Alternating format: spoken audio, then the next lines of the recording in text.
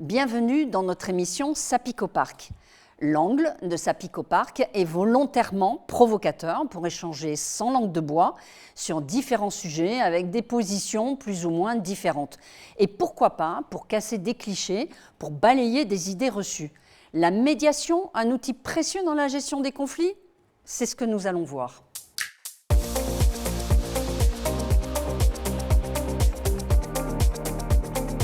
Le saviez-vous? En fait, notre époque semble avoir repris le chemin abandonné voici environ 2500 ans. En effet, l'Antiquité de la médiation, une source philosophique, il est possible d'identifier une amorce de la médiation dans la culture de la Grèce antique, avec le courant philosophique visant à faire réfléchir les personnes sur leur relation aux autres et conséquemment à soi-même. Pour que la médiation reprenne du sens, il fallait un élément fort, la reconnaissance de l'individu en tant que personne possédant un potentiel de responsabilité. Il fallait aussi les réflexions éthiques plus laïques et plus encore l'identification des limites du droit et de tous les systèmes d'arbitrage.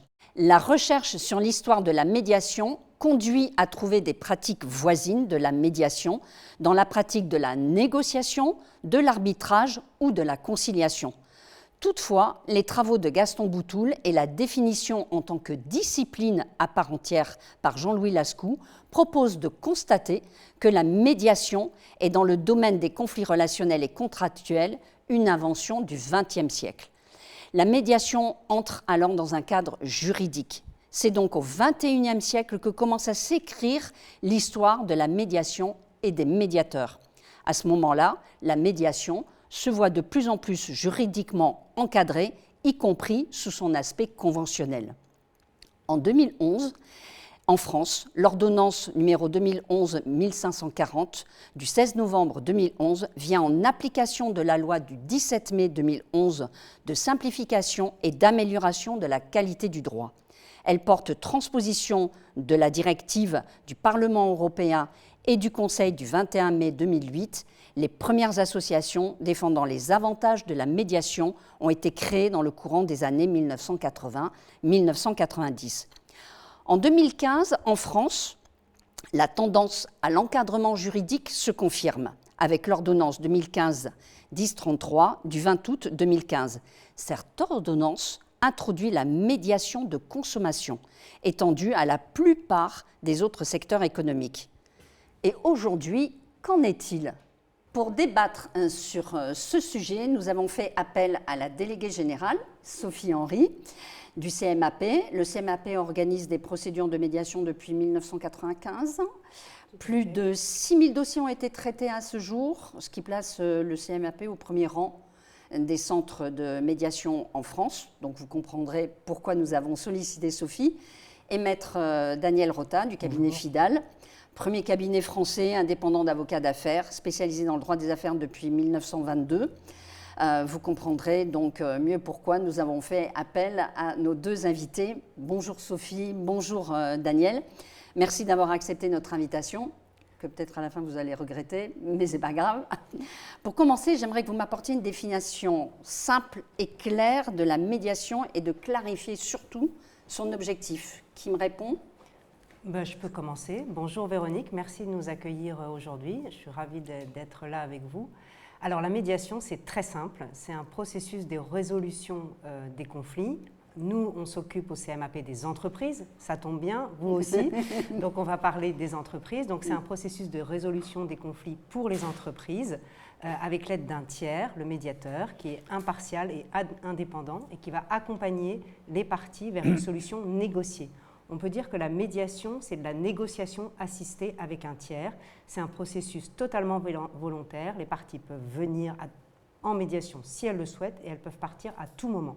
Elles maîtrisent la solution du conflit. C'est vraiment une révolution. On n'est pas enfermé ensuite dans la médiation sans pouvoir en sortir comme ça. On peut sortir à tout moment. D'une médiation. Alors, il existe plusieurs mécanismes pour résoudre les litiges commerciaux, notamment la médiation, la conciliation, l'arbitrage, la procédure judiciaire, ça fait beaucoup de choses d'ailleurs. Chaque mécanisme a ses propres avantages et inconvénients. Pourquoi je choisirais, moi, la médiation plutôt qu'autre chose ? Alors là, bonjour Véronique pour cette invitation. Alors, parler de la médiation, ça pourrait être cocasse de ma part, puisque je suis directeur des départements contentieux à Fidal Paris. Donc, depuis que je fais ce métier, 20 ou 25 ans, je plaide et, je vais dire, sans pitié. Hein, je défends mon client, que mon client, on verra bien plus tard.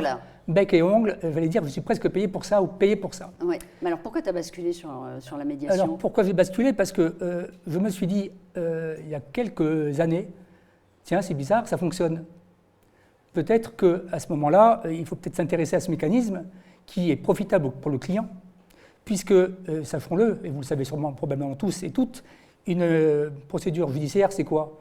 C'est long, c'est coûteux, et parce que c'est rendu quand même... beaucoup d'énergie aussi. Ça demande un tout petit peu d'énergie, voire un petit peu plus. Oui. Et par ailleurs, vous avez quand même un aléa réel, même si vous êtes quasiment certain, selon vous, que votre thèse est la meilleure. Quand on rentre dans ces processus structurés tels que la médiation, on se dit « Ah, peut-être que c'est un petit peu différent. Peut-être qu'au départ, dès lors qu'on en discute, dès lors que les parties renouent le dialogue, peut-être qu'il y a une possibilité qu'elles-mêmes trouvent une solution aux différends qui les opposent, cas dans lequel elles vont être finalement proactives dans la recherche de la solution. Et ce faisant, renouant ce dialogue-là, après, comme on dit vulgairement, avoir un peu vidé son sac au départ, tu me dis que, on reste sur des positions fermes, on est vraiment sur des postures, on va évoluer tranquillement, et on va finalement ensemble se dire, ah finalement, il y a peut-être encore un avenir commun, ou peut-être qu'il y a une forme de démarrage intelligent à mener et trouver ensemble. Ça veut dire finalement que quand on réfléchit et qu'on trouve les sujets sur les avantages de la médiation, je les ai listés pour ne pas les oublier, mais on va avoir une résolution rapide du contentieux, puisque... Alors vous dites rapide. Sophie, ça dure à peu près combien de temps une médiation? C'est 1 an, c'est 6 mois, c'est 3 mois, c'est 1 mois? Ou alors si j'entends ce que me dit Daniel, c'est le temps que je vais dire peut-être un mot qui va choquer, mais que je me déverrouille par rapport à ma position et que je me dise, comme il l'a insinué, bon, j'ai peut-être pas tout à fait complètement raison, donc je m'ouvre à ce que la partie adverse, entre guillemets, son ressenti, et sa position. C'est le temps de déverrouillage des clients finalement? Alors, la médiation, au CMAP, on a des statistiques depuis une dizaine d'années. On publie chaque année un baromètre annuel qu'on peut trouver sur le site. Et le temps moyen d'une médiation est de 15 heures. Donc, vous imaginez, versus 3 ans de procédure judiciaire. Voilà. Alors, Sophie, qu'on s'entende bien, quand vous dites 15 heures, c'est à partir du premier rendez-vous. Oui, jusqu'à la signature du premières protocole frictions jusqu'au protocole d'accord. Alors, j'aimerais en profiter. Pardon, Véronique, ça peut se dérouler sur plusieurs semaines, plusieurs mois. Nous, au CMAP, on prévoit 2 mois. Ah oui, vous n'enfermez pas les gens dans une pièce en disant, voilà, vous restez là pendant 15 heures, vous ne sortirez que... Non, ça peut être 2 heures d'une première réunion, après une autre réunion de 4 heures. Il y a des échanges téléphoniques, les parties se revoient, mais la moyenne, c'est 15 heures. Alors, sur un petit litige, ça va peut-être prendre 5 heures, parce que l'enjeu n'est pas très compliqué. Et puis sur des litiges avec des forts enjeux, avec des procédures complexes, des multiparties, on peut avoir 25-30 heures de médiation. Mais si nous, on regarde sur l'année nos dossiers, et ça de manière continue depuis une dizaine d'années, c'est une quinzaine d'heures. Donc c'est vraiment extraordinaire en gain de temps. Quand Daniel dit c'est rapide, il le sait, une procédure judiciaire, c'est minimum 2 ou 3 ans, sans parler... et c'est une ancienne avocate qui vous parle. Exactement. Alors justement... Daniel, je vais te poser peut-être une question qui fâche. Toi, tu dis, je dirige le département contentieux chez Fidal, etc. J'ai vu que la médiation marchait, je m'y suis mis. Mais excuse-moi, en termes d'honoraires, c'est pas tout à fait la même chose. Tu abandonnes tes honoraires d'avocat, comme vient de le dire Sophie, d'une procédure qui aurait pu durer 2, 3 ans, voire parfois plus, 5 ans. Alors donc, c'est pas à ton avantage, toi, en tant qu'honoraire, en tant qu'avocat. Alors, je fais ce métier pour mes clients. Donc l'intérêt du client, l'intérêt de la société. Le jour où c'est l'intérêt pour moi, je change de métier. Ah, attends, tu es en train de me dire que toi, tu travailles plus la satisfaction de ton client et ton client que finalement... Alors, excuse-moi, Daniel, comment tu vas amener ton client qui vient de te solliciter pour faire une procédure, comment tu vas l'amener, en fait, d'ouvrir... On a toujours... C'est parce qu'on est un peu borné dans ces cas-là. C'est l'autre qui a tort. Il faut aller au tribunal. Comment tu arrives à ouvrir les œillères et à le glisser vers la médiation? Je crois qu'il faut vraiment aujourd'hui avoir en réalité un changement de paradigme. Le tout judiciaire, pour le tout judiciaire, ça fait long feu. Quand tu évoquais tout à l'heure, Véronique, la durée des relations et des contentieux, j'ai clôturé le mois dernier un contentieux qui a été initié en 1995. Est-ce que dans la vie des affaires, c'est concevable aujourd'hui? Ça va beaucoup plus vite, ça va trop vite. Il y a Internet, tout va vite, c'est des visios, ça va très très vite. Donc, quand je reprends ces éléments-là, le client, il veut avoir le meilleur conseil. Le meilleur conseil, c'est est-ce que le client, son métier, c'est de la procédure pour la procédure? Est-ce que c'est engager des coûts? Est-ce que c'est provisionner? Est-ce que le jour où il est en revente ou il est en cession, il va se traîner un contentieux? Oui, parce que depuis 1995, ça va poser des problèmes. L'entreprise n'avait pas pu être... Alors que, et on revient sur les avantages en réalité de la médiation, qui sont vraiment saillants, c'est rapidité, le coût, forcément. Donc le conseil que je donne, c'est est-ce qu'il est de votre intérêt de faire de la procédure pour la procédure? C'est mon métier, je peux le faire. Oui. Est-ce que c'est bloquant? Est-ce que c'est en riposte? Est-ce que c'est en défense? Donc on est vraiment dans le conseil. Et après, compte tenu de la confidentialité du processus, c'est vraiment très confidentiel, compte tenu du fait que finalement les parties choisissent elles-mêmes le sort de la médiation, qui va aboutir à une transaction négociée, et qui aura force de loi, parce que comme elles l'auront elles-mêmes décidé, elles vont l'appliquer. C'est gagnant-gagnant. Alors qu'un juge, jugement de Salomon, tu évoquais tout à l'heure l'Antiquité, ça tombe, c'est net, appel, pas appel, mais ça tombera nettement. Alors que le choix d'une médiation, c'est le concours des deux parties à une issue maligne. Et l'écoute des deux parties, comme le soulignait Sophie. Il y a l'écoute, et effectivement, la médiation, c'est quoi? Évidemment, par définition, c'est accompagné par un médiateur, et Sophie-Henri va y revenir. Le médiateur, c'est quelqu'un qui est un facilitateur. Donc, on va remettre un petit peu d'huile dans les rouages. Sûrement par beaucoup de moments. Beaucoup, parce qu'en réalité, et c'est très singulier pour moi qui suis avocat, donc plutôt technique, quand je suis médiateur, je ne fais plus de technique juridique. Je suis dans l'écoute, je suis dans l'empathie, je suis dans le pluripartisan, et au bout du bout de se dire, est-ce que si on y va ensemble, avec les avocats, vous allez être d'accord pour parvenir à cette solution négociée 6 mois, maximum, 15 heures, ainsi de suite. Et là, le conseil, il est donné, et les avocats sont très satisfaits, et les parties aussi, parce que finalement, on va toujours renouer, et donc poursuivre la relation d'affaires. Alors que généralement, un procès au long cours, c'est fini. Oui. Or, il ne faut jamais insulter l'avenir, dit-on. D'autant plus quand tu le perds. Mais alors, une question plus personnelle, Sophie. Donc, vous étiez avocate, vous avez basculé complètement dans la médiation. Pourquoi? Pour les mêmes raisons que vient d'évoquer Daniel. Oui, alors, en plus contentieux. Oui. Et donc, au bout d'une dizaine d'années, j'ai trouvé un peu les limites du contentieux judiciaire. Quelquefois, on avait des très beaux dossiers où on perdait, et quelquefois des dossiers moyens où on gagnait, et on voyait l'insatisfaction des clients. Et en fait, moi, j'ai découvert que je détestais le conflit en étant avocat contentieux. C'est quand même pas mal. D'accord, oui. Et j'ai découvert la médiation en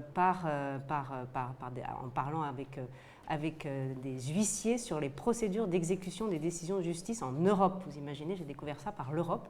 Comment exécuter des décisions de justice d'un pays à un autre? Eh bien, on peut éviter la décision judiciaire en passant par la médiation. C'est comme ça que j'ai découvert la médiation. D'accord. Et j'ai plongé dedans il y a une vingtaine d'années, mais vraiment, et je n'en suis plus sortie. J'ai travaillé avec la Commission européenne et on a fait du développement de la médiation, de sensibilisation des acteurs judiciaires, des entreprises à la médiation dans les relations internationales. Donc j'ai beaucoup voyagé pour promouvoir la médiation. À chaque fois, on reçoit un super accueil des entreprises. C'est-à-dire que les entreprises, à chaque fois, nous disent c'est bien, pourquoi on ne connaît pas? Donc, oui, merci Véronique d'en parler. Pourquoi on ne connaît pas? Pourquoi on ne connaît pas? Parce que c'est le bon sens près de chez vous, la médiation. C'est trouver une solution rapide, à un coût maîtrisé, parce qu'on peut en parler. Oui, on va en parler du coût. Et avec une solution maîtrisée par les parties. Donc il n'y a que des bonnes choses dans la médiation. Est-ce que, oui, alors j'entends bien par rapport à ce que vous venez de me dire tout à l'heure, vous dites c'est une alternative intéressante pour les entreprises. Vous avez parlé des avantages, mais moi j'ai une petite question. Vous dites gain de temps, vous dites coût maîtrisé. La confidentialité des échanges? Elle est absolue. Elle est absolue. Elle est totale et elle est même choisie par les parties. D'accord. Et ça veut dire, est prévue par la loi. Elle est prévue par la loi. Même comme mes avocats qui ne peuvent pas se délier de leur secret professionnel, c'est identique en médiation. Et même, il y a encore un point qui est complémentaire à la procédure civile française, qui est le respect absolu du contradictoire. La médiation, ce n'est finalement pas contradictoire. Ça veut dire que le médiateur pourrait voir telle partie puis telle autre partie sans dire ce qu'il a dit à l'autre partie au moment où ils se sont vus. D'accord. Ça veut dire que ce sont des bulles de... Enfin, ça doit quand même exiger beaucoup de créativité en termes de solutions à apporter. Parce qu'aucune histoire ne doit se ressembler sûrement. Aucune tension ne doit être copiée-collée en disant bah, tiens, c'est la même tension qu'on a connue sur tel dossier. Vous, ça vous demande énormément de créativité au niveau des solutions et beaucoup de psychologie. Je vais vous décevoir. Me concernant en qualité d'avocat, j'ai aucune créativité. Alors, c'est très personnel. Hein. La créativité, parce que c'est vrai que quand on elle vient des parties. imagine avocat du contentieux, on a l'impression un peu d'avoir affaire à des gens qui sont dans un étau, enfin dans un cadre très rigide, on va dire. Allez, je le dis, très rigide. Là, au contraire, on a l'impression que vous vous libérez de cette rigidité des procédures en justice pour dire, voilà, on vous écoute, on écoute toutes les parties, on trouve des solutions, on vous crée des opportunités de vous entendre. C'est quand même, même si tu n'es pas créatif, Daniel, excuse-moi, ça demande quand même complètement une autre posture. Absolument. C'est exactement ça. C'est la posture du médiateur, elle s'apprend, elle n'est pas innée, puisqu'on passe d'un rôle où on défend une partie à un tiers qui est au milieu des deux parties, donc on change complètement de posture. Et c'est vrai que les avocats ont du mal souvent à changer de cette posture. Et ensuite, parce qu'on a un rôle d'éponge, on peut voir autre chose, de punching ball aussi. Oui, mais la posture de médiateur, elle s'apprend. La médiation, c'est un processus en 5 étapes. Donc, il y a une formation qu'on dispense et qui rappelle ces 5 étapes. La médiation, vous l'avez dit, Véronique, en introduction, ça vient de la nuit des temps. Hein. C'est un tiers qui va essayer de trouver une solution pour des parties en conflit. Donc, il n'y a rien de nouveau sous le soleil. Mais ce qui a changé après les années 50, c'est que les Américains qui adorent ça ont processualisé le fonctionnement de la médiation. Donc, ils ont prévu 5 étapes de la médiation qu'on apprend aux médiateurs. Donc, c'est d'abord exposer les faits, ensuite être d'accord sur le désaccord. On va parler de quoi pendant cette médiation? Ensuite, on va rechercher les intérêts et les besoins de chacun. On va aller vers les solutions, puis vers l'accord. Et quand vous parlez de créativité, en fait, ce n'est pas au médiateur d'être créatif. Le médiateur, il est là pour accompagner les parties. Ce sont les parties qui vont trouver elles-mêmes leur solution. Le médiateur, c'est un catalyseur. C'est lui qui doit aider les parties à aller vers ces solutions-là. Et comme vous dites, chaque dossier est différent. Lui, son rôle, c'est le process. C'est accompagner les parties, garder le calme, éviter que les gens s'arrachent les cravates. Alors maintenant, les messieurs ne mettent plus de cravates. Hein, mais avant, je suis encore un des rares à la porter. Hein. Mais il n'y en a plus beaucoup. Hein. Mais on a déjà on a eu des situations où les gens s'attrapent par le col, partent en claquant les portes. C'est un peu le théâtre aussi. Ah oui, d'accord. Voilà. Il y a beaucoup d'émotions, même dans l'entreprise. Hein. Mais donc voilà, donc la posture du médiateur, lui, il est là pour l'accompagnement des parties et c'est pas lui le créateur de solutions. Enfin, il va être créateur de solutions. Il va sentir la solution, poindre son nez à l'horizon et essayer il va essayer par des questions d'accompagner les parties. Mais lui, il est vraiment dans la posture, je suis là pour vous accompagner vers la solution. Donc c'est vraiment une nouvelle posture. Quels sont les domaines d'application d'ailleurs la médiation? C'est je ne suis pas content par rapport à un prestataire, à un fournisseur, j'ai un client avec qui je suis en conflit, c'est par rapport, je suis franchisé mais je ne suis plus d'accord avec mon franchiseur. Ça peut être tous ces points-là, chère Véronique. Là, on évoque plus particulièrement ce matin tout ce qui va être médiation inter-entreprise. Là, inter-entreprise, donc on va avoir tous les flux finalement financiers. Fournisseurs, distributeurs, sous-traitants. Vous allez avoir, dans les réseaux de distribution que je connais assez bien, tête de réseau, effectivement, membre du réseau. Oui. Donc tous ces points-là vont faire que dès lors qu'il va y avoir des flux entrants ou sortants économiques, il peut y avoir donc un litige parce que soit pas payé, soit mal exécuté, soit pas exécuté dans les conditions que les parties imaginaient au départ. D'accord. Tous ces sujets-là, zones de friction, vont créer un différend, un désaccord, jusqu'au point où peut-être qu'il y aura une rupture de discussion, soit on remet un peu d'huile dans les boîtes, comme tu évoquais tout à l'heure, processus de discussion amiable, avec un tiers indépendant, médiation, c'est souvent très pertinent. La médiation, on peut dire que c'est, j'aime bien ton expression, la médiation, c'est un peu l'huile qu'on met dans les rouages pour que ça refonctionne. Voilà. Est-ce qu'on peut ramener la médiation à ça, un peu d'huile dans les rouages? C'est un facilitateur. C'est un facilitateur. Exactement. À quel moment, alors déjà, est-ce que moi, je peux vous saisir, je téléphone au CMAP en disant, j'ai un conflit, mais je préférerais la médiation. À quel moment on peut le saisir? Est-ce qu'on peut le saisir déjà directement? Ou alors, tiens, je contacte Maître Rota pour faire une procédure de justice. Sous-entendu, j'ai déjà un avocat. Est-ce qu'il faut que j'en parle à mon avocat et que c'est l'avocat qui vous contacte? Ça se passe comment? Ou une proposition d'un juge peut-être? Je ne sais pas. Concrètement, c'est un peu tout ça. C'est-à-dire que la médiation, on peut la proposer à tout moment. En amont d'une procédure judiciaire, En fait, en général, les entreprises, elles font quoi? Elles vont essayer, quand elles ont un conflit, elles vont essayer de discuter, de négocier, de se rapprocher, de s'écrire, de se parler. Donc la négociation directe, ça marche très bien. Moi, en tant qu'avocat, je l'ai beaucoup pratiqué. Daniel la pratique tous les jours aussi. Il y a un moment où la négociation bloque. On a plusieurs options. On va au contentieux judiciaire tout de suite. Ou alors, on peut proposer la médiation en disant on n'a pas réussi tout seul, on peut demander le facilitateur, un peu d'huile dans les rouillages. Donc je peux vous appeler directement. En amont de la Sophie. procédure judiciaire. L'entreprise peut m'appeler directement.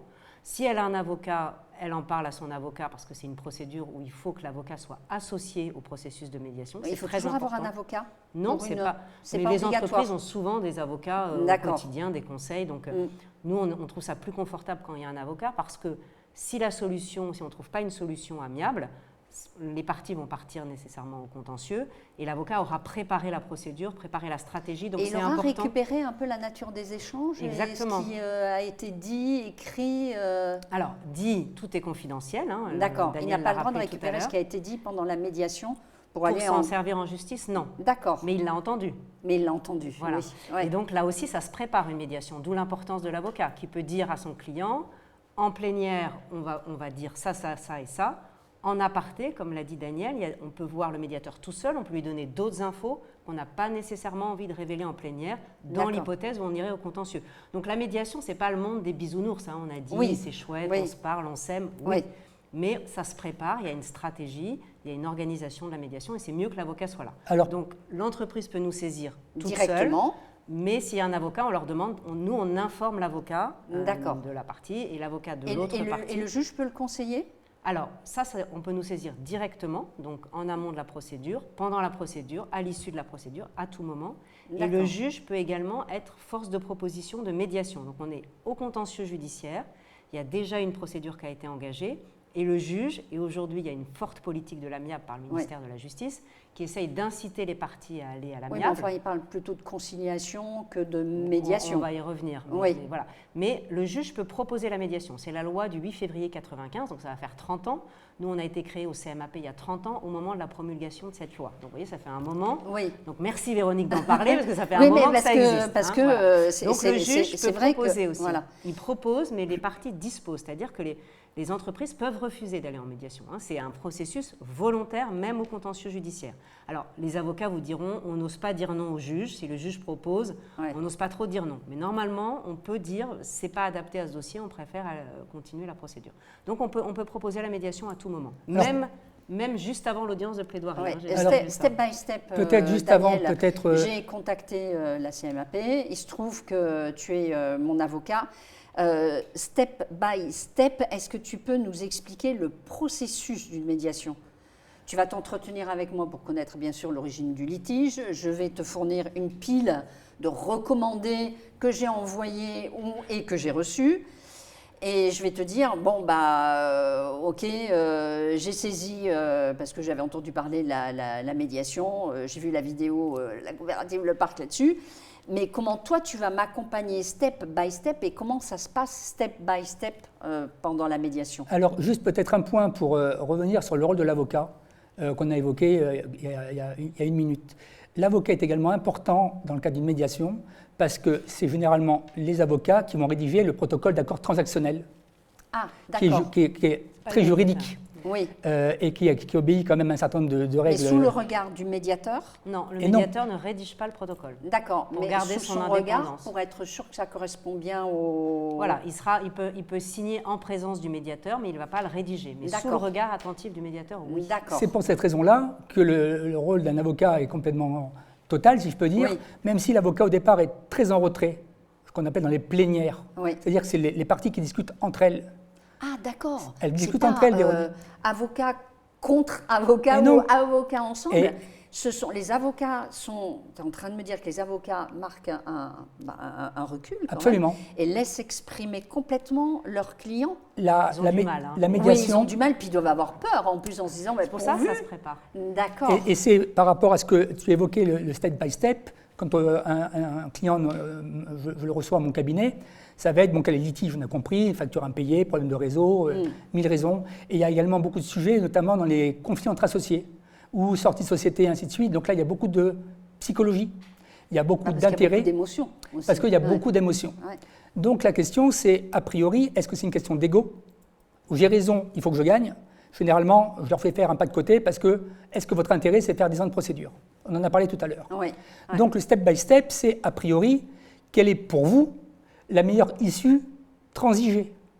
C'est-à-dire que toi, si je comprends bien, tu vas essayer de comprendre pourquoi moi, j'étais partie pour aller en conflit et quels sont quelque part mes points bloquants dans ma tête. Comme tu dis, ça peut être un ego démesuré, ça peut être une question de principe, une question d'émotion.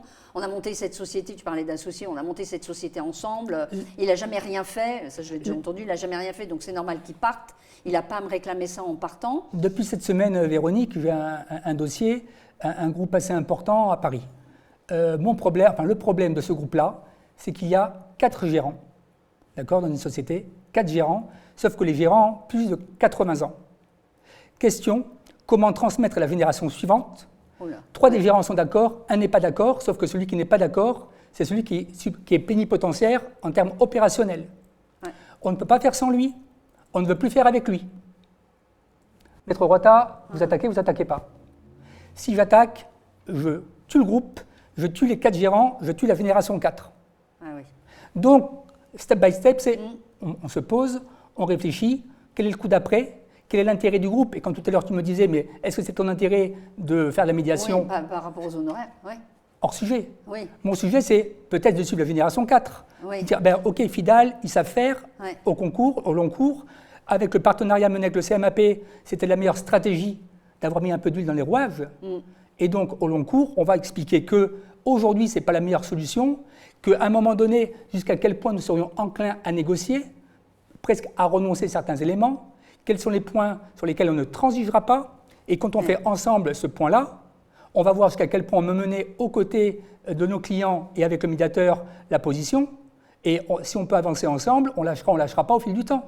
En fait, si je vous entends bien, ce que vous mettez, parce que souvent tu insistes là-dessus, tu es en train de nous dire, moi ce que je mets à côté quand même, et même Sophie en a parlé, c'est que, ok, si tu prends cette direction du tribunal, tu en as pour X temps.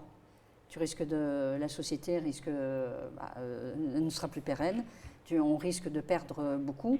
Mais d'un autre côté, si vous faites un peu d'effort et que vous regardez, vous reposez bien les choses en voyant les points bloquants, les points d'ouverture, on peut faire quelque chose en 15 heures et peut-être plus, mais en tout cas sortir du conflit plus rapidement et peut-être plus apaisé, plus serein. Oui, parce qu'on préserve les relations. Ce qu'explique Daniel, c'est si on va au contentieux, ça tue le groupe économiquement, ça tue les relations entre les différents gérants. J'imagine que c'est une famille, hein, c'est un groupe familial. C'est familial. Et donc tout ça, il y a des gens, enfin moi quand j'ai fait mes études de droit, j'avais des professeurs qui nous racontaient qu'il y avait des conflits qui duraient de génération en génération, des conflits judiciaires. Et on ne sait plus pourquoi on ne s'aime plus. Et à la fin, au bout de 30 ans, ils ne savent pas pourquoi ils sont devant les juridictions. Et j'en connais des gens qui sont devant les juridictions depuis 15 ans, 30 ans, voilà. Donc il y a la perte économique, il y a la perte du lien, et il n'y a plus de préservation de la relation. Donc la médiation permet de préserver la relation. Et je serais un mauvais avocat. Et de construire peut-être un autre style de relation. Exactement, parce que, et vous avez raison Véronique, quelquefois on vient pour une problématique donnée sur un contrat. Les parties, si elles étaient parties au contentieux, il y en aurait eu un qui aurait gagné et l'autre perdu. Et c'est d'ailleurs le rôle du juge. Il ne faut pas sous-estimer le rôle du juge. Lui, on va le chercher pour lui dire « dites le droit ». Donc lui, il va dire le droit. Il ne va pas chercher une solution économiquement équitable et intelligente. Il est là pour dire la loi s'applique ou elle ne s'applique pas. Pour trancher sur un sujet. Alors que la médiation, c'est rechercher une solution économiquement et relationnellement intelligente. Et c'est vrai qu'en France, il y a quand même une culture du conflit. Hein. Comme vous disiez, je vais le pourrir devant les tribunaux, il va prendre cher, etc. On a besoin. Ça, je l'ai déjà entendu. C'est un exutoire. Aussi. Voilà. Mais le travail de l'avocat en amont de la médiation, puis le travail du médiateur, dire ok, il a sûrement beaucoup de défauts, c'est votre perception. On apprend aussi aux parties à dire relativiser. Voilà, c'est subjectif. Hein. Objectivement, c'est peut-être pas exactement ça, parce que lui aussi, il a peut-être beaucoup de choses à vous reprocher. Donc vous allez vous entendre, vous allez entendre la position de l'autre. Ça, c'est déjà énorme en médiation, d'entendre la position de l'autre. Quand vous parlez, quand vous êtes en conflit, on n'est pas en conflit, Véronique, je suis très contente, mais si on était en conflit, Je vais parler pour vous dire que j'ai raison. Vous ne m'allez pas du tout m'écouter. Vous allez préparer votre argumentation pour me dire que vous avez raison. Et puis en plus, je risque de vous dire, et vous vous rendez compte, Sophie, dans le recommandé, ce que vous m'avez écrit et vous m'écoutez ce dont pas, vous m'avez accusé, et je vous ne vous écoute pas. Bon. Et le travail du médiateur, c'est de dire, vous allez parler l'un après l'autre. Donc vous allez parler de votre recommandé où je vous ai dit des horreurs. Le médiateur va reformuler, il va dire « J'ai bien compris, Véronique, que Sophie vous a dit ça, que ça vous a blessé, que vous n'auriez pas aimé, etc. » Vous avez entendu, Sophie? Ok, j'entends. Et ce n'est pas vous qui me le dites, c'est le médiateur. Ça change tout. D'accord. Le fait que la parole passe par un tiers, ça change tout. Ben oui, parce que ça... Voilà, ça... Et d'ailleurs... Alors finalement, les parties finissent par tirer sur le médiateur. Parce que le médiateur... Alors ça arrive, quelquefois, quand le médiateur reformule, de dire « Mais c'est pas du tout ça ce que j'ai dit. » Voilà. Et pardon, je n'avais pas compris. On va reformuler pour être sûr que j'ai bien compris. Voilà, c'est ça son job. Donc il a plein d'outils, la reformulation, l'écoute active, les questions ouvertes, etc. Donc, voilà, on parlait de la relation, c'est très important. Alors, avant qu'on parle comment devenir médiateur, moi je pense à un sujet que j'ai vécu il y a X années, je pense à un conflit induit par un sujet technique. Est-ce que les médiateurs sont formés dans tous les domaines ou est-ce qu'un médiateur, quand il y a un sujet bien précis, technique bien précis, peut faire, lui, appel aussi à un autre expert? Alors, c'est une très bonne question. C'est vrai que les médiateurs... Alors, qu'est-ce que c'est qu'un médiateur? Parce qu'on en parle depuis le début, c'est peut-être un peu flou. On va dire, déjà, quelle formation pour devenir médiateur? Est-ce qu'il faut être vraiment avocat comme Daniel? Pas nécessairement. Non. Je peux devenir médiateur? Oui. Vous seriez d'ailleurs une très bonne médiatrice, parce que vous avez un très beau sens de l'écoute. Voilà. D'accord. Vous êtes en train de me dire que, enfin, peut-être pas tout le monde, mais il faut des traits de caractère, il faut un profil pour devenir médiateur? Tout le monde peut suivre la formation pour être médiateur. Donc là, je vous parle de la médiation des entreprises, parce qu'il y en a beaucoup. Oui, voilà. Ce n'est pas une profession réglementée aujourd'hui, donc tout le monde peut se décréter médiateur. Demain, vous pouvez mettre une plaque là, à l'entrée du parc, et mettre médiateur. Véronique, médiateur. Personne ne vous le reprochera et vous pourrez exercer la fonction de médiateur. C'est en train d'évoluer un petit peu. Il y a eu une création de ce qui s'appelle le Conseil national de la médiation, le CNM, là, l'année dernière, par le ministère de la Justice, qui est en train d'essayer un petit peu... c'est bien. C'est très français quand même, il faut toujours tout cadrer, tout légiférer, etc. Mais pour mettre un petit peu d'ordre, ça préserve par rapport à n'importe qui met une pancarte médiateur. J'ai eu le cas dans un dossier.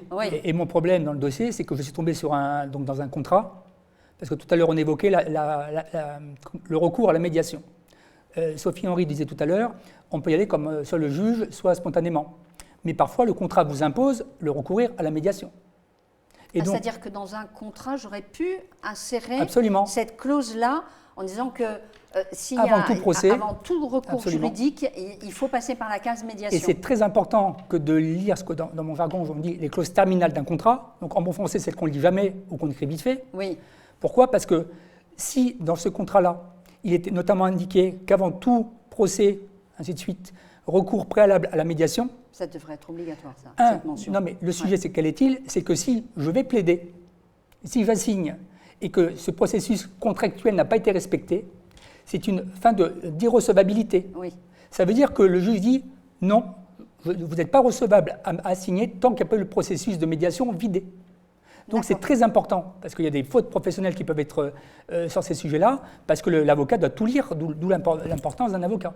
Donc pour devenir médiateur, une formation qui dure combien de temps? Alors nous, au CMAP, on a un centre de formation qui s'appelle l'Institut 131, et on propose une formation qui dure en tout à peu près une soixantaine d'heures, donc vous voyez, c'est assez rapide, plus une certification si on veut s'assurer d'avoir une bonne conduite de la médiation pour être certifié médiateur. Oui. Là aussi, ce n'est pas obligatoire. En tout, ça fait 72 heures. Alors, c'est assez court, mais on fait appel, les médiateurs, ce sont des personnes qui ont une grande expérience de l'entreprise. Donc, ça peut être des avocats comme Daniel, mais ça peut être aussi un directeur commercial, un directeur des achats, un ingénieur, un expert. On a des journalistes économiques qui sont médiateurs. On a vraiment un chef d'entreprise. Ça, c'est des très bons médiateurs parce qu'ils ont une vision globale des problématiques de l'entreprise. Et donc, souvent, des chefs d'entreprise qui ont un peu plus de temps et qui sont en train de laisser une partie de leur activité ou à la retraite peuvent être médiateurs. Donc vous voyez, cette formation, elle est assez courte. Ce qu'on y apprend, c'est ce que je vous ai dit tout à l'heure, les différentes étapes de la médiation. On y apprend la posture, on y apprend les outils du médiateur. Donc tout ça, en général, c'est des gens qui connaissent bien les entreprises, donc ça leur parle assez vite de dire on va essayer de trouver les intérêts communs à tous pour trouver une solution par le haut, ça parle à un chef d'entreprise. Hein, oui, voilà. bah oui.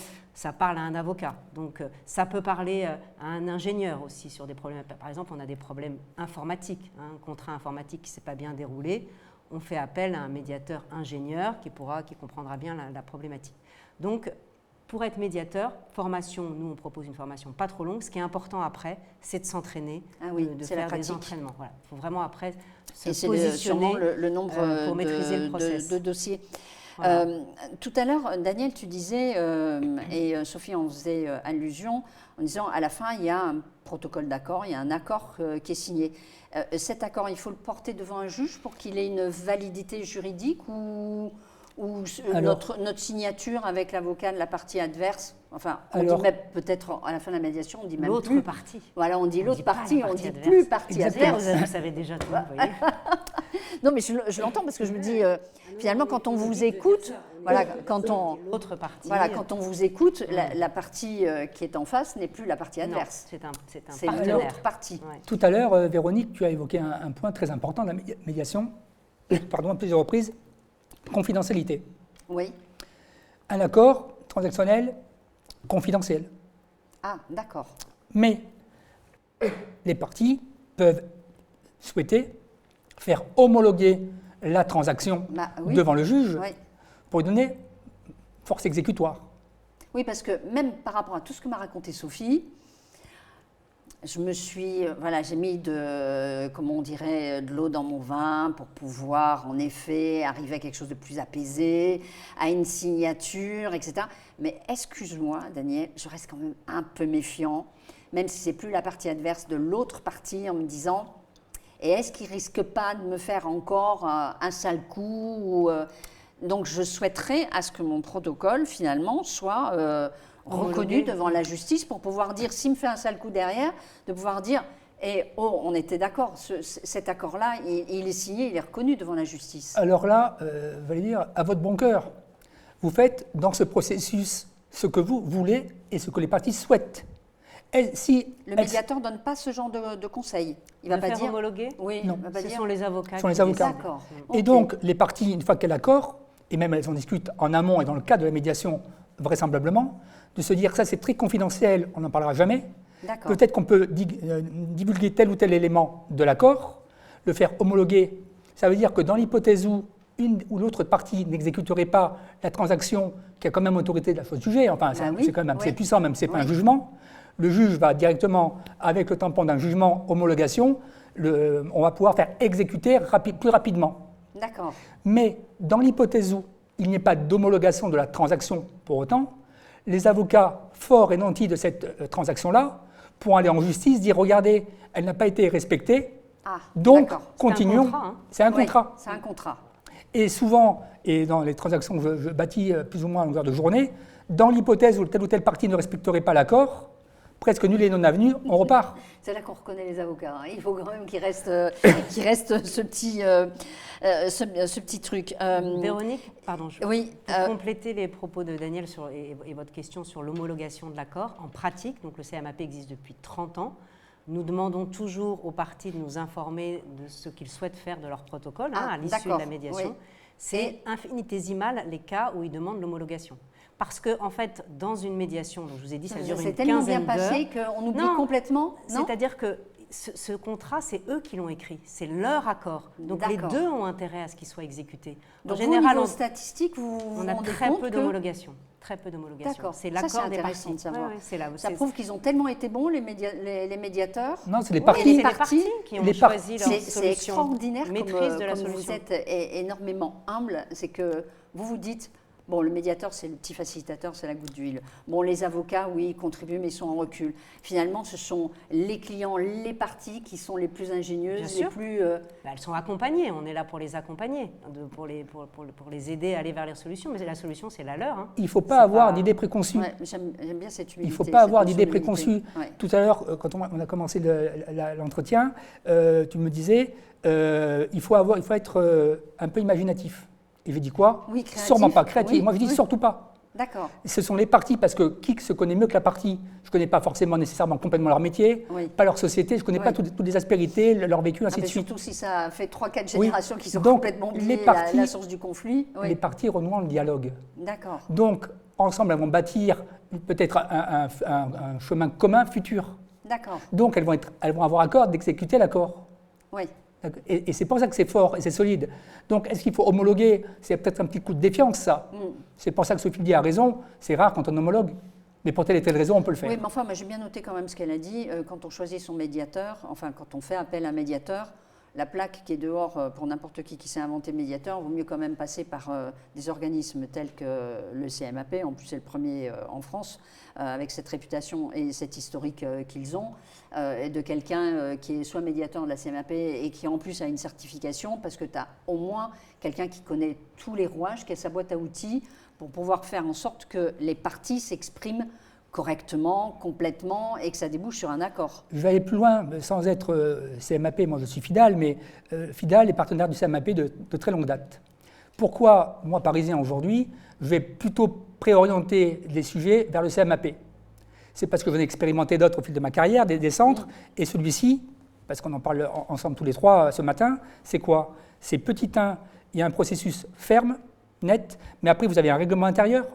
Après, tout est écrit sur le site. Il n'y a pas de mauvaise surprise. Oui, je suis allée fouiller sur le site. Et ça veut dire que c'est une mine d'or. Hein, tout est balisé. Parce que s'il y a d'autres centres qui sont moins formalisés ou qui n'ont pas les 30 ans d'expérience du CMAP, il y a toujours un problème dans une clause qui est mal vue, il y a toujours un remplacement qui s'est passé. Et donc, il ne faut pas que le process... Au niveau de la conciliation, c'est que les tarifs ne sont pas forcément encadrés.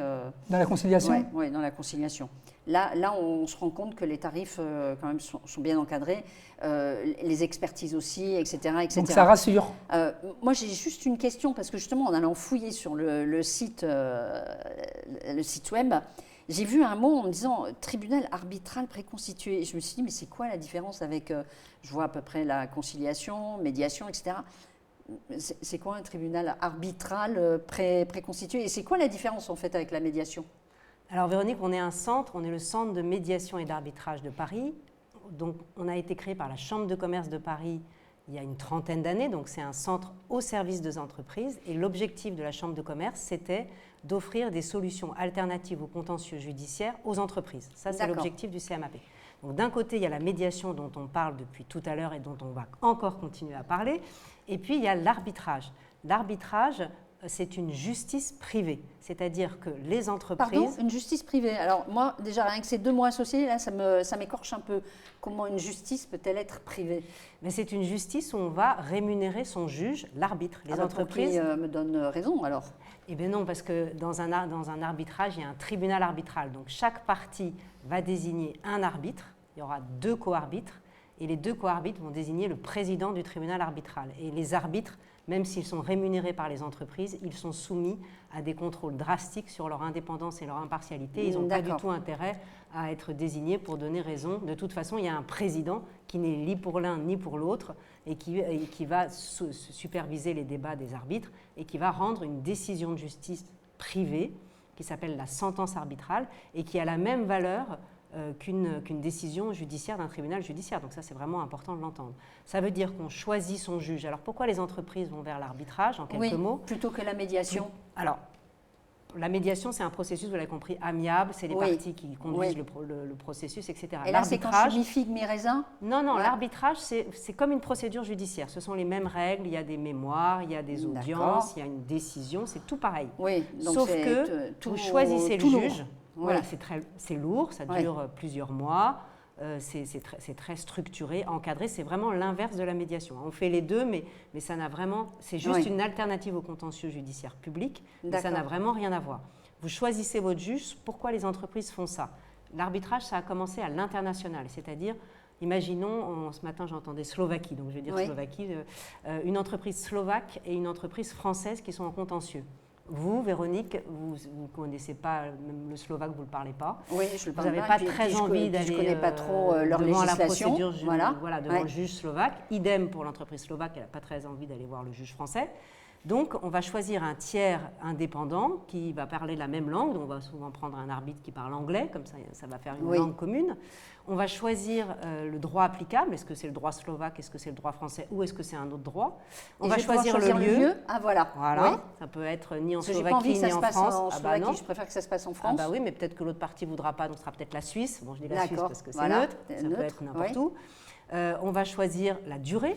Donc, on a un calendrier de la procédure. Donc, les entreprises maîtrisent tout. C'est quand même exceptionnel. Voilà, elles ne sont pas dépendantes. Oui, mais ça n'a pas l'air d'être très souple. Ah ben non, c'est une procédure judiciaire privée. Voilà. Bon. Mais en France aussi, il y a des secteurs d'activité où l'arbitrage interne, donc on n'a pas besoin, on n'est pas à l'international, est aussi utilisé, notamment dans le domaine de la distribution. Daniel en parlait. La distribution utilise beaucoup l'arbitrage en droit interne parce que justement, ils maîtrisent les règles, la durée, etc. Est-ce que je peux sortir de l'arbitrage pour aller dans la médiation? Alors, finalement, l'arbitrage... ça ne me va pas.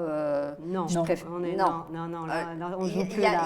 Il y a forcément, c'est comme un entonnoir. Il y a forcément la sortie au bout du tuyau. Nous pouvons faire ce qu'on appelle. Sauf si tout le monde est d'accord. Voilà. Il existe même de la médarbe. On peut dire contractuellement, ou même conventionnellement, on va tenter la médiation. Et dans l'hypothèse où les parties n'arrivent pas entre elles à trouver un accord différent qui les oppose, la suite logique, ça va pas être d'aller voir un juge judiciaire, d'accord ? Ça va se diriger vers un tribunal arbitral.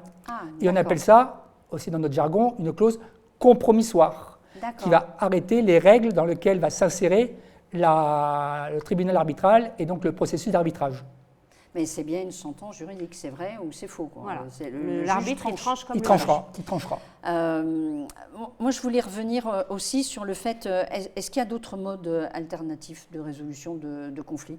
Est-ce que, par exemple, il suffit que je m'entretienne avec Sophie au téléphone pour finalement me rendre compte que c'est pas si conflictuel que ça, il y a la médiation, il y a ce dont on vient de parler, il y a d'autres modes?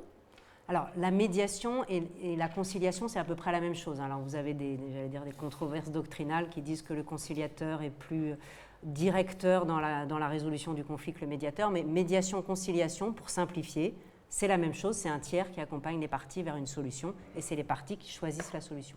Après, vous avez l'expertise, on en a parlé tout à l'heure. Donc, vous aviez posé la question, est-ce que le médiateur peut se faire accompagner? Oui, nous, on a des tiers experts qui vont accompagner le médiateur dans des dossiers un peu techniques. Le médiateur va dire, moi, je ne suis pas l'expert, vous me dites que la fissure dans votre mur, elle est due à je ne sais pas quelle problématique technique.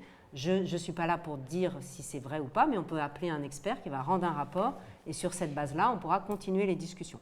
Donc, vous avez la médiation, la conciliation, l'expertise, et puis l'arbitrage, qui est quand même là. Voilà. Mais grosso modo, c'est à peu près ça. Voilà. Alors, je vais un peu vous piquer tous les deux. Certains affirment que le développement de la médiation est un révélateur de la crise profonde des structures traditionnelles de régulation de conflits. Qu'est-ce que vous en pensez? Oui. Je commence? Oui.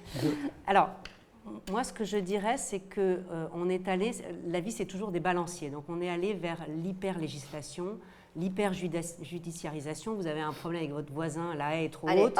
Au lieu de prendre votre téléphone et d'aller lui parler en lui disant est-ce que tu peux couper ta haie, vous allez saisir le juge d'instance. Alors maintenant, c'est le tribunal judiciaire. Bon, c'est peut-être un peu exagéré. Voilà. Donc, on est allé vers l'hyper-judiciarisation, l'hyper-législation, etc. Donc, c'est toujours un système de balancier. Aujourd'hui, ce qui est sûr, c'est que le système judiciaire est en crise. Ça, c'est vrai. Il est en crise par manque de moyens, mais criant.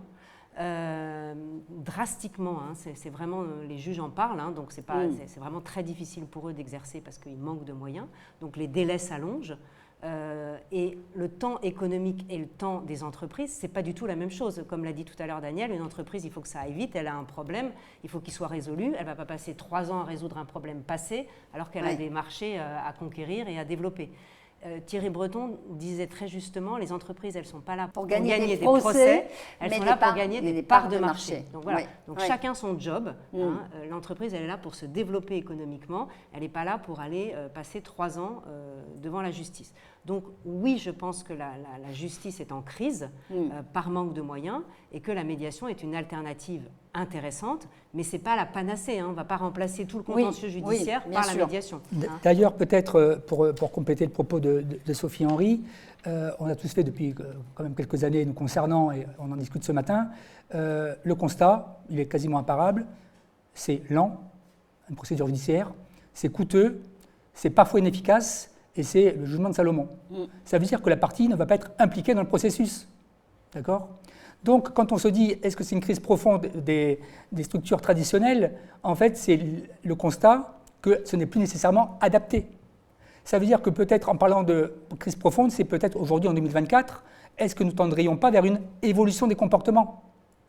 Et tant mieux. Et l'évolution fait qu'effectivement, on va conjuguer le meilleur discussion amiable avec, quand ça ne fonctionne vraiment plus, recours effectivement à la justice. Alors quand même, sur un plan quantitatif, on est loin de la vague qui va submerger l'institution judiciaire. Si l'on se réfère aux statistiques du ministère de la Justice, les médiations judiciaires représentent moins de 2% de l'ensemble du contentieux. Sur un plan extrajudiciaire, l'analyse des bilans d'activité et de structures de médiation montre que le nombre d'affaires reste encore confidentiel. Réaction ? Il faut un changement de mentalité. On l'a dit tout à l'heure. Alors là, on est à 2%. Sophie, c'est vraiment ça. C'est vraiment un changement de mentalité. Parce qu'en France, à la différence des pays anglo-saxons, en France, on l'a dit tout à l'heure, c'est j'ai raison, je vais aller prouver en justice que j'ai raison, et c'est ça mon objectif. Il faut changer de mentalité et se dire c'est quoi mon intérêt dans ce conflit ? C'est que je trouve une solution par le haut. Donc en fait, la médiation, c'est un acte d'intelligence. Donc c'est pour ça que je dis que c'est une révolution. Voilà, ça, je vais le retenir. Il y en a beaucoup qui vont le retenir. Alors, mais soyons intelligents, allons vers la médiation. C'est un acte d'intelligence, mais ce n'est pas évident. C'est pour ça que je dis qu'il faut vraiment changer de mentalité. Et ça prend une génération. Moi, ça fait une génération que je raconte ça. Donc, et je ne vais pas m'arrêter jusqu'à mon dernier souffle. Je continuerai, parce que depuis que j'ai découvert la médiation, j'ai compris qu'il y avait une autre manière de résoudre des conflits. Donc, il faut vraiment changer les mentalités. On a créé un concours de la médiation depuis une quinzaine d'années pour les étudiants en droit, en master de droit, dans les écoles de commerce. Ils viennent, dans toutes les écoles de commerce, ils viennent à ce concours.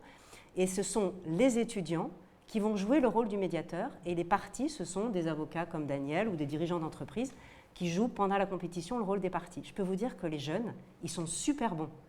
Et en sortant, ils nous disent... Ils sont plus dans cette attitude-là et dans ce comportement-là. Mais c'est parce qu'on leur apprend. Oui, parce que... Oui, Et à la sortie d'une école de droit, moi, j'aurais bien aimé qu'on m'apprenne qu'on pouvait plus négocier que taper. Oui. Et donc, ça prend une génération. Enfin, là, moi, ça va faire une génération. Et je vois des jeunes qui ont fait ce concours il y a 15 ans, qui maintenant sont avocats et qui m'appellent et qui me disent « Sophie, j'ai un dossier à vous confier au CMAP, j'emmène mes clients en médiation ». Moi, j'ai gagné. Déjà, pour moi, le changement de mentalité est en marche. Alors, pour aller dans ce sens-là, la médiation est encore une contre-culture dans l'ensemble des sociétés post-industrielles, c'est-à-dire que le recours à la médiation n'est pas encore un réflexe naturel en matière de gestion de conflits. Il n'existe pas de culture de l'évaluation en France et c'est pour cela que certains plaident pour la création d'un observatoire des médiations qui pourrait permettre de mieux cerner la réalité du phénomène de la médiation et d'en analyser les résistances à son développement. Pour ou contre un observatoire c'est bien français. Des médiations. C'est bien français. Hein. Oui, mais le français aime bien, excuse-moi, le millefeuille. Hein. Il existe déjà. On met notre... alors, il existe déjà ? Ben oui, c'est le Conseil national de la médiation. C'est ce dont vous nous avez parlé tout à l'heure. Okay. C'est un organisme qui est composé de magistrats. Il y a magistrats de l'ordre judiciaire et de l'ordre administratif, de représentants d'acteurs de la médiation dans tous les domaines, donc médiation des entreprises, mais aussi médiation familiale, administrative, médiation de la consommation, dont vous parliez tout à l'heure. Et donc, lui doit recenser un peu l'activité de médiation en France. J'ai rencontré hier la présidente, Madame Agostini, de ce CNM, qui fait un état des lieux de la médiation en France et qui va faire des recommandations. C'est un organisme consultatif de recommandations. D'accord. Mais c'est très bien. On va l'avoir, notre observatoire. Oui, c'est bien, ça va permettre de mieux comprendre. Un point peut-être complémentaire à ce que nous évoquions, quand Véronique, tu évoquais la révolution culturelle. Révolution culturelle, sachons-le, elle est en route. Sophie Henry identifie le changement de mentalité, mais c'est un des points que j'ai même identifié dans ce processus-là. Que faisons-nous ce matin ? Qu'est-ce qu'on fait là ? On fait de la sensibilisation et après on forme, par ailleurs. Qu'est-ce que vous allez faire ? Plus que la sensibilisation que je veux faire. Il faut qu'on forme. C'est pas sensibiliser, c'est un peu ce que disait, c'est complètement même ce que disait Sophie, c'est un changement d'attitude. Je suis là pour prouver que j'ai raison et je passe mon temps là-dessus ou mon temps, je dois le consacrer à aller chercher des parts de marché pour développer économiquement mon entreprise. Au parc, vous êtes finalement, avec les entreprises que vous abritez, vous êtes finalement un creuset du développement de la médiation. Les choses soient claires. Pourquoi? Parce que, de mon point de vue, le leadership, très important, si le dirigeant est dit « ça va bien, on ne fait pas que du contentieux pour le contentieux », s'il dit à ses équipes « commencez à me trouver des solutions alternatives, commencez à me trouver une solution business », naturellement, les équipes vont tourner vers la médiation. D'accord. Et j'ai un très gros groupe. Donc toi, tu dis c'est la vision déjà du dirigeant. Je pense, et au parc, c'est je pense, tout trouver pour que vous y tendiez. Excuse-moi, parce qu'on note quand même qu'en termes de gestion de conflits, les attitudes majoritaires sont encore l'évitement ou le recours à la justice, et pour les changer, les discours et les textes ne sont pas suffisants. On ne change pas une société par décret, et pour surmonter ces résistances, il est donc nécessaire de changer les mentalités, en un mot, d'opérer une véritable révolution culturelle. C'est un peu ce que nous disait Sophie. C'est pour cette raison que le travail d'information et de sensibilisation à la médiation est encore une nécessité pour lever les résistances, non seulement des professionnels du droit et du social, mais aussi de l'ensemble de la population à l'égard de la médiation. Donc le mot est fort quand même, révolution culturelle. Ça va dans ce sens-là, dans ce que tu disais. Absolument. Il faut changer la mentalité déjà des dirigeants qui puissent comprendre qu'il vaut mieux développer des parts de marché que de perdre son temps sur une procédure et d'inculquer ça aux équipes. Il faut savoir qu'aujourd'hui, les dirigeants sont accompagnés, ce qui n'était peut-être pas le cas il y a 30 ans, où c'était le début de la médiation en France. Aujourd'hui, on se dit, mais la médiation, on va vers quoi? Si, hypothèse, on se dirige vers des centres très structurés comme le CMAP, vers lequel je recommande toujours d'aller, parce que c'est la sécurité et on est rassuré. Il n'y a pas d'imprévu. Ils ont quand même un historique, ça fait longtemps qu'ils sont sur la Absolument. place. Ils auront prouvé quand même leur efficacité. Donc ils ça rassure. forment, il y a des certifications, donc oui, ça rassure. Ouais, ça rassure. Donc quand les avocats sont formés à la médiation, qu'ils recommandent, quand c'est possible, à leurs clients d'aller en médiation, comme on l'a évoqué tout à l'heure, que le dirigeant se sait rassuré et lui-même sait vers quoi il va se diriger, oui. S'il peut sortir ou pas, qu'au bout du bout, l'accord va perdurer grâce à lui, ça veut dire que c'est gagnant-gagnant, pourquoi ne pas y aller? D'ailleurs, ça rentre dans les formations aujourd'hui, dans la licence de droit, quand je deviens avocat, on me parle de la médiation? Oui, ça y est, maintenant. Il y en a d'autres qui disent non, mais laissez passer, c'est un phénomène de mode, la médiation. Non, pour vous, ce n'est pas un phénomène de mode. Vous l'avez dit tout à l'heure, ça existe depuis la nuit des temps et ça continuera à exister. D'accord. Si je vous dis la médiation existe depuis la nuit des temps, comme vous venez de le dire, Sophie, à l'époque, la communication directe entre parties était la règle. Je ne suis pas d'accord avec vous, Sophie, et je vous le dis en face. On ne concevait pas de soumettre systématiquement tout différent au pouvoir décisionnel d'un tiers. L'organisation de la vie en société et la société de consommation ont entraîné le réflexe du tout à la justice. Vous disiez tout à l'heure, donc j'ai envie de vous dire, est-ce que c'est un retour vers la normale? Vous disiez finalement, oui, on a plus que consommé le tout à la justice. Certains pensent que c'est dû justement à la société de consommation qui a entraîné ça. Donc c'est pas finalement tant français que ça, c'est notre société de consommation peut-être qui nous a amené à dire oui, justice systématiquement et que maintenant on reviendrait peut-être à une normale. Quand j'ai commencé ce métier, on va dire il y a plus ou moins 25 ans, le temps passe, j'avais un de mes clients qui m'avait dit « Maître Rota, dans une main j'ai mon attaché case, dans l'autre main j'ai mon avocat ». Ça plante le décor. Ça veut dire quoi? Ça veut dire que si l'attaché case n'est pas rempli de commandes ou j'ai pas mon argent, l'avocat il cogne, il y va. Aujourd'hui, ce n'est plus le sujet. Alors évidemment qu'il faut y aller s'il faut y aller, oui. Mais sinon, certainement pas. Et le retour à normal que tu évoques, Véronique, à mon âge professionnel, qui commence à dater, mais quand même, j'ai finalement connu que le judiciaire ou le tout judiciaire. D'accord. Ça veut dire que dans une perspective que tu évoques macro, c'est des mouvements, va-et-vient, reflux, ainsi de suite. Aujourd'hui, la tendance est de se dire, laissons une chance au produit.